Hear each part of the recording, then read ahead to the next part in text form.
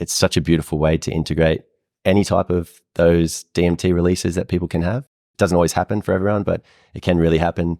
If it's done in a grounded way, if we slowly integrate that DMT release, we slowly come out of it, I would have to say it's a 100% positive experience for people.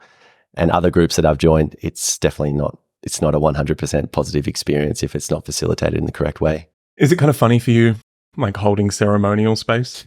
Like, do you look at it sometimes? So, yeah, a couple of things that I'm still not comfortable with. One, if anyone calls me a healer, I just see fire. I'm like, fuck, I'm not a healer. Like, I'm an ex-lifeguard firefighter. There's no way I'm a healer, and I never want to be called a healer. If people feel healed in whatever capacity, that's epic. That is awesome. But that's all them. They've done that. All I've done is just create a space and give them some knowledge. Well, let's talk about the space. Can you give us some insight on what you've learned through the avenue that you've gone through about what the space, how to set up the space maybe, and how to close the space, and more of those invisible aspects that maybe you go through? To be honest, it just starts with an open hug. And I know that sounds so simple and dumbed down, but especially being a male myself, a lot of people come knowing my background because they might have seen me during the floods or heard me talk or whatever. And you'll know if you see me, I'm not your typical looking alpha male firefighter career in emergency services. And I never was throughout.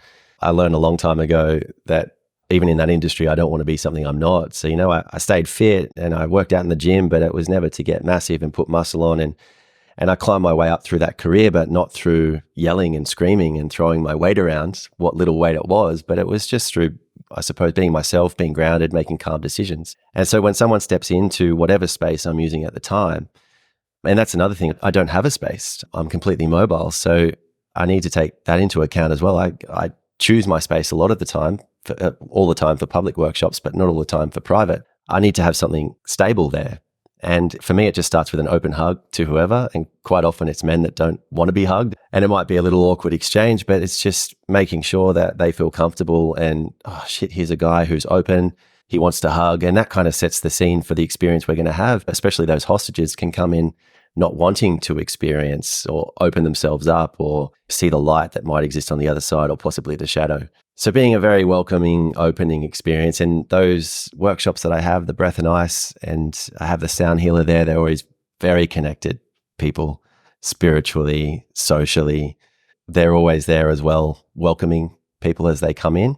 It's a very gentle start. And I think just the way I deliver, I suppose, critiquing myself from the outside is I just walk around. I sit next to one person, I sit next to another, I just walk around, I let people chat. There's just no structure to it. I know where I want to achieve, where I want to go throughout the workshop, but I just don't want to talk at people for 3 hours.